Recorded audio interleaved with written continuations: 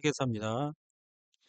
법인 전환의 이해와 절차인데, 일단 개인 사업자가 이제 법인 전환을 했겠죠. 이렇게 법인 전환할 때 어떤 조제 지원이 어떤 거 있고 주의사항 간단히 정리를 해보겠습니다.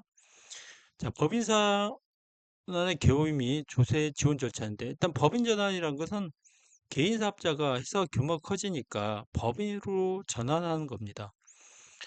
현물 출자 법인 전환도 있고요. 그 사업부 양수도 이런 법인 전환도 있습니다. 세금을 이율과세하고 양도세를 이율과세하는 거죠. 취득세도 중과를 안 하는 거죠. 그러나 최근에는 문재인 정부 때 취득세가 중과가 되고 있습니다.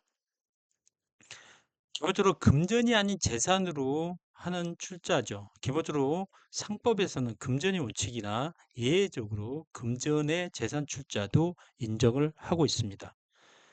자, 조세 지원 대상은 사업용 고정자산, 유용자산을 현물 출자하고 사업 양수도 방법으로 법인으로 전환하는 거죠. 제업종은 술 장사는 안 돼요. 그 다음에 호텔, 숙박, 여관업, 뭐 관광 숙박업 제외되고 이런 주점업, 오락 유흥업종은 안 되죠. 대상은 유형, 무형, 고정자산. 법인 전환 절차는 어떻게 되냐? 일단 발기인 구성하고 대표를 선임하는데 한 명 이상의 발기인도 됩니다. 그래서 만약에 10억 이상이면 뭐 3명 이상이 되는데 개인 기업 대표는 반드시 포함되겠죠. 왜냐하면 개인 사업자가 법인으로 넘어가는 거기 때문에 법인은 정관이 있어야 되니까 정관 작성이 들어가고 법인 설립 등기가 들어가고 법인 전환 기준일까지 사업자 등록증을 발급합니다.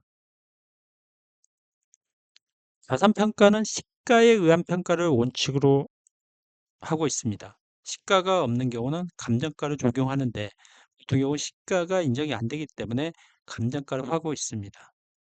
통상 재무제표 감정 대상은 토지 건물이 일반적이고 어떤 데는 기계장치하고 차량원부하고 공구기구도 하는 경우도 있습니다. 감정평가법인이 감정한 가액입니다.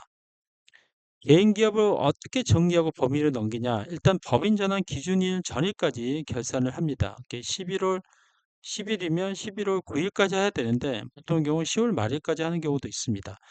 개인이 없어지기 때문에 종합소득 신고를 해야 되겠죠. 폐업일까지 사업소득이 되어 다음에 5월 달에 종합소득 신고하고 폐업할 때 중요한 거는 재고가 있으면은 폐업에 대한 재고에 대한 폐업 시 잔존자에 대한 부가세 확정 신고를 해야 됩니다. 이건 부가세를 내야 되죠.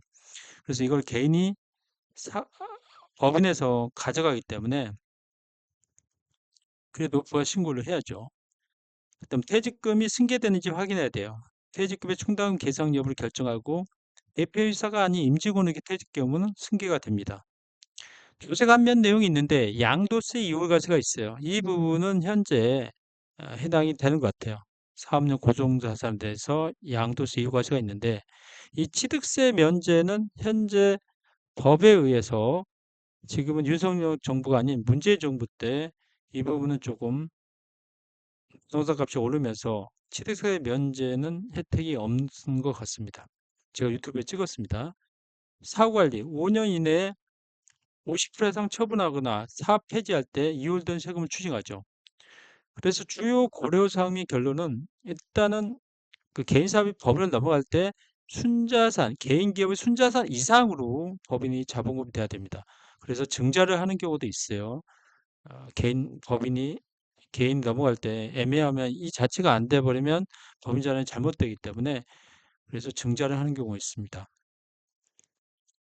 그래서 자본금은 순자산 평가비도 높게 설정하여 향후 세무조사에 대비하는 거죠. 제가 그전에 이것 때문에 세무조사를 받은 적이 있어요. 복잡한 절차와 세무 이수로 인해 전문가인 회계사, 그 다음에 감정평가사, 부동산 같은 경우, 그 다음에 이 절차를 해야 되는 법무사의 도움을 받아야 됩니다. 오늘 간단하게 현물 출자의 부분에 대해서 정리를 해봤습니다.